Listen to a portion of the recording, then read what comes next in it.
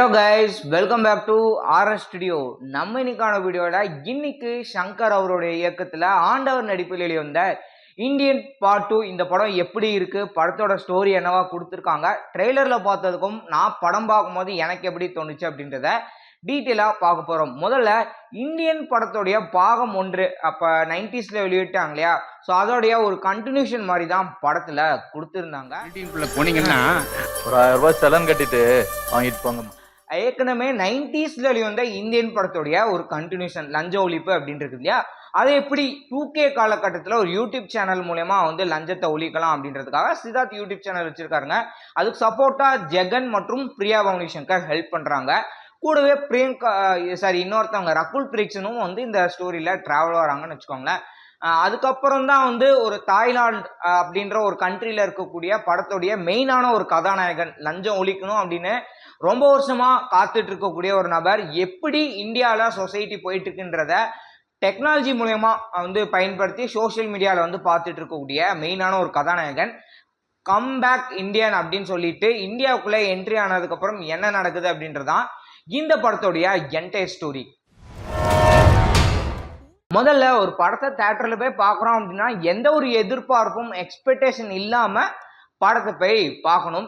நான் இந்தியன் படத்துடைய part 2 trailer பார்த்ததுக்கு அப்புறம் மக்கள் மத்தியில என்ன மாதிரி ஒரு கிரிட்டிக்ஸ் வந்ததோ நான் பார்க்கும்போது எனக்கு ஃபீல் ஆயிடுச்சு, கமலுக்குலாம் மேக்கப் பெருசா போடல, இந்த சீன்ல எப்படிடா இருக்க போகுது அப்படின்ற மாதிரி தான் எனக்கு தோணுச்சு.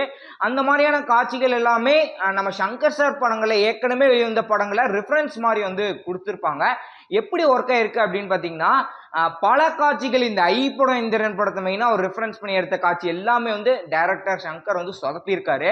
இந்த படத்தை என்ன மாதிரி கொண்டு போகணும் அப்படின்றது உங்ககிட்ட நான் சொல்லிடுறேங்க.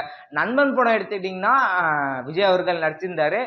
நடிகமான பிரம்மாண்டம் இல்லாமல் காமிச்ச ஒரு படம் அப்படின்னு சொல்லலாம்.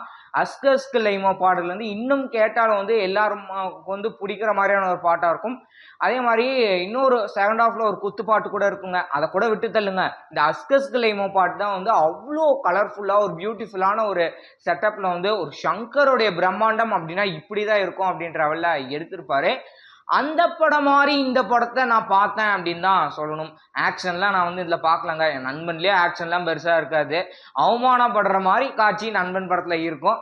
அதே மாதிரியே இதுலேயும் நம்ம சித்தார்த் ஒரு கட்டத்தில் அவமானம் படுவார். இருந்தாலும் நான் எதிர்த்து அதை வருவேன் அப்படின்னு சொல்லி முன் வராருங்க. அந்த இடத்துல இன்னொரு தடங்கள் வரும் அப்படின்னு பார்த்தீங்கன்னா ரியாலிட்டியாக நம்ம சந்தோஷம் அப்படின்றத தான் நம்ம ரொம்ப முக்கியமாக இருக்கணும். ஒரு யூடியூப் சேனலில் நம்ம ஒரு படம் எடுக்கிறோம், இல்லை ஒரு மூவி ரிவ்யூ போடுறோம் அப்படின்னு வச்சுக்கோங்களேன். ஸோ அதை நம்மளோட ஏர்னிங்ஸ்க்கு நம்ம லைஃப்பில் என்ன பண்ணலாம், நம்ம எப்படி டெவலப் பண்ணலாம், அதுக்காக மட்டும்தான் பார்க்கணும் ஒழிய அடுத்தவங்களை மாற்றணும் அப்படின்றதுக்காக நம்ம ஒரு எண்ணத்தை நினச்சி கூட பார்க்கக்கூடாது அப்படின்னு சொல்லணும். ஏன்னா நம்ம எடுக்கிறோம், நம்ம எடுத்த படம் மேபி அவங்க தெரிஞ்சறதுக்கும் வாய்ப்பு இருக்கு, திருந்தாம இருக்கிறதுக்கும் வாய்ப்பு இருக்கு. அதுக்கு உதாரணமா பல படங்கள் நம்ம தமிழ் சினிமால வெளியிட்டு இருக்காங்க. அப்படிப்பட்ட ஒரு கேரக்டரா தான் ரகுல் பிரீக்ஷன் கொடுத்துருக்காங்க. நீ என்னத்தான் 1 லட்சம் சம்பாதிச்சாலும் கூட, இவ்வளோ சப்ஸ்கிரைபர் வச்சிருந்தாலும் அது உன்னோட சந்தோஷம் தான். உன் கூட நான் வெளிநாட்டில் போய் வாழணும்னு நினைக்கிறேன், நீ என்னடானா இப்படி இருக்க அப்படின்னு சொல்லி சொல்லுவாங்க. ஸோ வெளிநாட்டில் போய் வாழணும் அப்படின்றத அந்த இடத்துலயே நல்ல அழுத்தமா சொல்லி பார்ட் 3ல நல்ல ஒரு இம்பேக்ட் கொடுப்பாங்க அப்படின்றத கொடுத்தாங்க.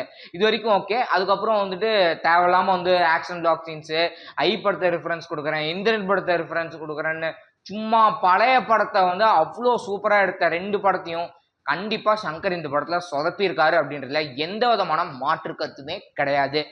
அண்ட் நண்பன் படம் ரெஃபரன்ஸ் அப்படின்னு சொல்லியிருந்தேன் இல்லையா, ஸ்ரீகாந்த் நிறைய முன்னாடி போய் அவர் ஃபீல் பண்ணி அழுவார். அப்போ எனக்கு ஃபோட்டோகிராஃபியில் தான்ப்பா இன்ட்ரெஸ்ட்டு, எனக்கு இந்த இன்ஜினியரிங்லாம் செட் ஆகலப்பா அப்படின்னு சொல்லுவார் இல்லையா. அதே மாதிரி இதில் சமுத்திரகனியோட ஒரு கேரக்டர் அவ்வளோ ஸ்ட்ராங்காக அழுத்தமான ஒரு அப்பா கேரக்டர் இருந்தது. அப்படிப்பட்ட ஒரு கேரக்டரா இப்படி செய்யறாரு அப்படின்ற மாதிரி ஷாக் ஆகிற மாதிரியான சித்தார்த்தோடைய கேரக்டர். இன்னொரு பக்கம் பிரியா எடுத்துட்டிங்கன்னா அவங்களோடது பெருசாக சொல்கிற அளவுக்கு ஷாக்லாம் கிடையாது. ஏற்கனவே அவங்களுக்கு மௌனமாக கவனிச்சு நம்ம வீட்டில் இப்படிலாம் நடக்குதா அப்படின்றத அவங்களே தெரிஞ்சுக்குவாங்க.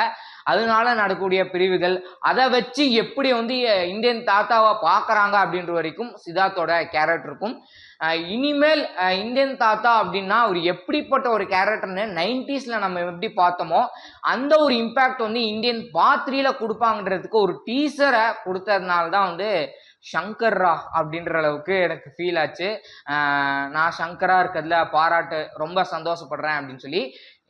இதில் நெகட்டிவ் அப்படின்னு சொல்லி கொஞ்சம் ஃபுல் ஃபோக்கஸ் எடுக்கணும் அப்படின்னு எடுத்துட்டிங்கன்னா, எதுக்காக இந்தியன் தாத்தா இந்தியனுக்கு வந்தார்? சோஷியல் மீடியாவிலே ரூல் பண்ணியிருக்கலாம். ஏன்னா சோஷியல் மீடியாவில் தான் நிறையா நம்ம வந்து பார்த்துட்டு இருக்கோமே. ஒரு ஜெயம் ரவியோட மேரேஜுக்கு இப்படி தான் நடந்திருக்கும், அவர் டிவோர்ஸ் ஏதோ ஆக போகுதுன்னு கண்ட நியூஸ்லாம் சோஷியல் மீடியா ட்ரெண்டாக வர மாதிரி நம்ம இந்தியன் தாத்தா ட்ரெண்ட் ஆகி இந்தியன் தாத்தா தவறாகவும் ட்ரெண்ட் ஆகட்டும். ஆனால் எப்படிப்பட்ட ஒரு இந்தியன் கேரக்டர் அப்படின்றத மொத்தமாக படத்துடைய கிளைமேக்ஸில் அந்த ஒரு சின்ன டீசரில் வந்து ஒரு இம்பேக்ட் வந்து கிரியேட் பண்ணியிருந்தாங்க. அழகான கமல்ஹாசன், அதுக்கப்புறம் சுகாசினி கேரக்டருக்கு பதிலாக அவங்களுக்கு ஏற்கனவே வயசாயிடுச்சு, மறுபடியும் நம்ம வந்து சுகாசினி வந்து போட முடியாது அப்படின்றதுனால எதிர்பாராத காதல் அகவல்லாம் வந்து கொடுத்துருந்தாங்க. அப்போ வந்து வெளிநாட்டில் ஒரு சுவிட்சர்லாந்து அந்த மாதிரி ஒரு குறிப்பிட்ட பகுதியில் காஃபி ஷாப்பில் மீட் பண்ணும்போது வந்து நம்ம சித்தார்த்தும் ரகுல் பிரீத் சிங்கினுடைய அழகான ஒரு காதல் பாட்டு இருக்கும் அப்படின்றத அழகாவே வந்து நல்லா ப்ளசண்ட்டாக இருந்தது. நான் மிஸ் பண்ணதே இந்த படத்தில் அந்த ஒரு பாட்டு மட்டும்தான்.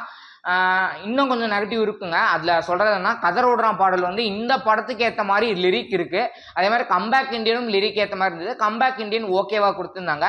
கதர் ஓடுறான் பாடல் வந்து ஐலா ஐ படத்தில் வரும் இல்லையா, ஸோ அந்த மாதிரி கொண்டுட்டு போகலான்னு சொதப்பி வச்சுருந்தாங்க.